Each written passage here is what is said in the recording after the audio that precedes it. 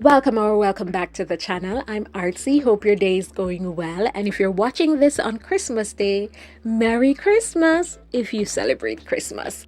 Now, today we're going to discuss what's new in Jamaica. I have some good news to share with you. Number one, let's start with the expectations for the winter tourism season. Do you remember that this summer, 2022, was the best summer ever as it relates to tourism arrivals and earnings for Jamaica? I did a whole video about it. Okay, good. Well, Tourism Minister Edmund Bartlett is expecting pretty much the same for this winter season. So they're thrilled to announce that they are expecting earnings of US 1.4 billion for this winter tourist season. How did they come up with that figure? Good question. Thanks for asking. Well, Minister Bartlett announced that the predicted earnings are based on the fact that so far 1.3 million air seats have already been booked, and they're also expecting a full recovery for cruise shipping in that period. These projected earnings represent an increase of 36% when compared to 2019 figures. Now, that's just fantastic news.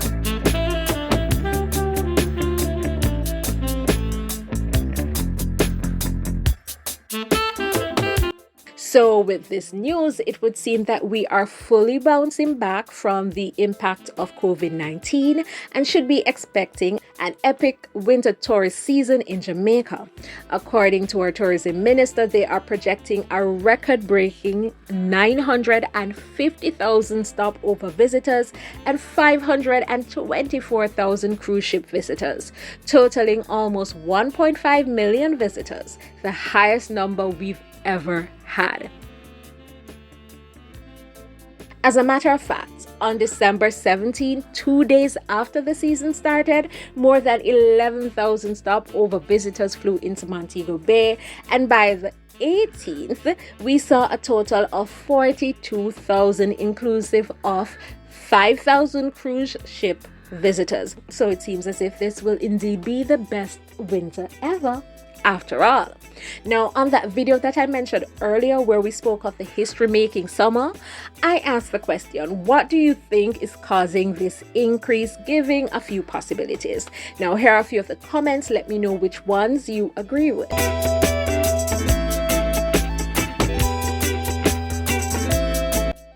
First, we have Wade W, and he says, as someone who directly works in the travel industry, I can go on record and say, one, there was or is pent-up demand for travel since COVID restrictions have been lifted. People are traveling now more than before.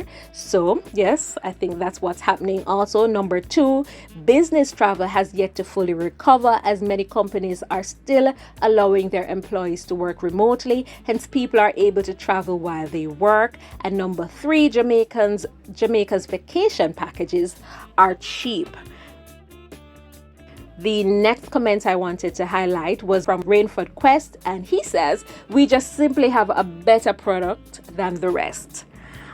Philly Yard Vibes says, very good and love that, but at least can we see some of the profit reinvested into the inner city in Montego Bay instead of the profit going back overseas. And then Ian McGaw says, everybody loves Jamaica except Jamaicans.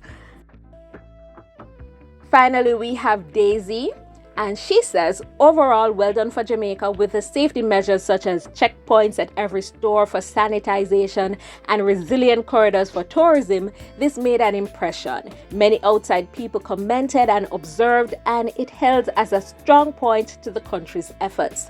Not all was perfect, but for the island and its continuous appeal to visitors and returning guests, I think it influenced people to come. Plus, Jamaicans have ties to places like Canada, New York, Florida, and England. There definitely has been a shift for visiting, staying, and living. Plus, Jamaica is Jamaica, and the distance to travel for most people is central. Very good points. Well made.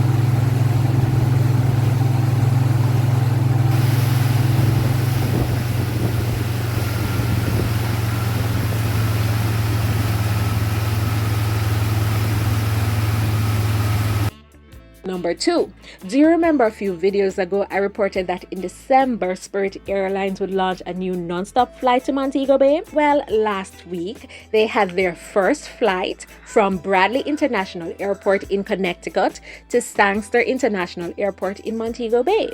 So great news for Connecticut residents. No more traveling to JFK and LaGuardia in New York in order to travel to Jamaica. And even better, goods coming from Jamaica can now be flown directly into Connecticut, saving the hassle of going through JFK and LaGuardia and then being driven to Connecticut. This is very convenient and as such will increase opportunities for trade.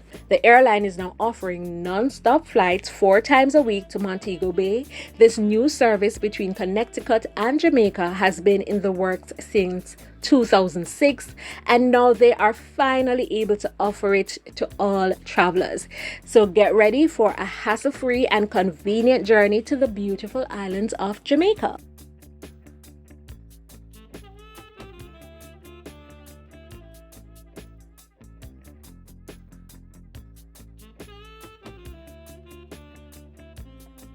Guess what? To celebrate the launch of this new service, they declared December 15 as Jamaica Day in Connecticut. Now, Connecticut has a substantial number of residents with Jamaican ancestry, with a census showing almost 60,000 of such residents.